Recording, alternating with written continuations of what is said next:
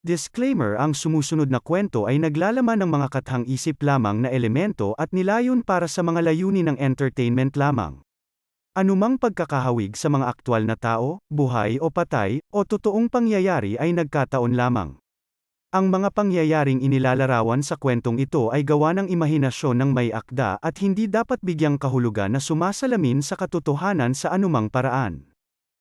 Sa gitna ng masukal na kagubatan, kung saan ang mga anino ay sumasayaw kasama ang mga nagbubulungang dahon at ang hangin na huni ng mga sinaunang lihim, nakatayo ang karumal-dumal na Devil's Cabin. Ang mga lokal ay nagbulungan ng mga kwento tungkol sa sinumpa nitong kasaysayan na nagbabala sa mga manlalakbay na umiwas sa mga nabubulok nitong troso at nalatag na harapan. Sinasabi ng alamat na matagal na ang nakalipas. Ang isang kilalang-kilala na bandido na nagngangalang Silas Blackwood ay naghanap ng kanlungan sa kagubatan na ito pagkatapos ng isang serye ng mga matapang na pagnanakaw. Desperado siyang makaiwas sa walang humpay na paghahangad ng batas. Napadpad siya sa isang liblib na lugar at napadpad sa isang ramshack cabin na nakatago sa gitna ng mga puno. Hindi pinapansin ng mga babala na nakaukit sa balat at ang pakiramdam ng pagkabalisa na tumusok sa kanyang balat. Inangkin ni Silas ang cabin bilang kanyang santuwaryo. Ngunit habang ang mga araw ay naging mga linggo at ang mga linggo ay naging mga buwan, ang mga kakaibang pangyayari ay sumalot sa pag-iisa. Ang mga bulong ay umalingaw-ngaw sa mga dingding, ang mga anino ay sumayaw sa hindi likas na mga pattern, at ang kagubatan mismo ay tila umuurong mula sa presensya ng cabin.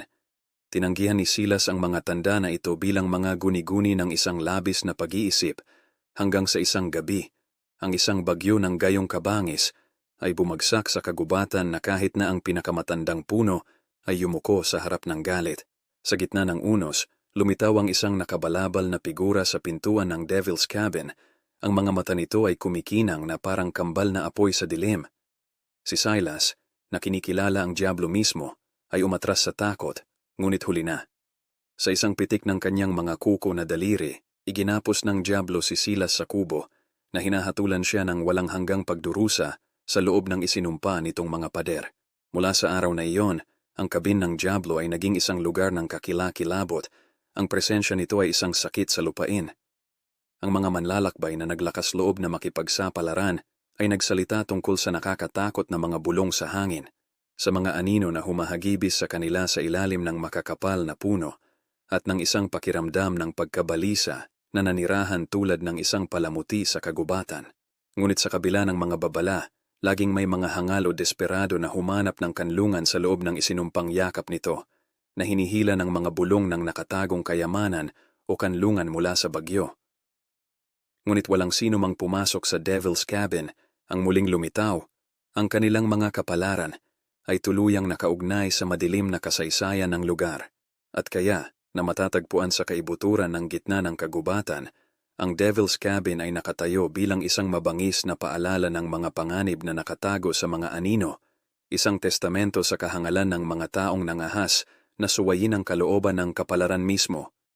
Salamat sa pagpapahintulot sa amin na akitin ang iyong imahinasyon, pakiligin ang iyong mga pandama, at dalhin ka sa mga mundong parehong hindi ka panipaniwala at nakakatakot.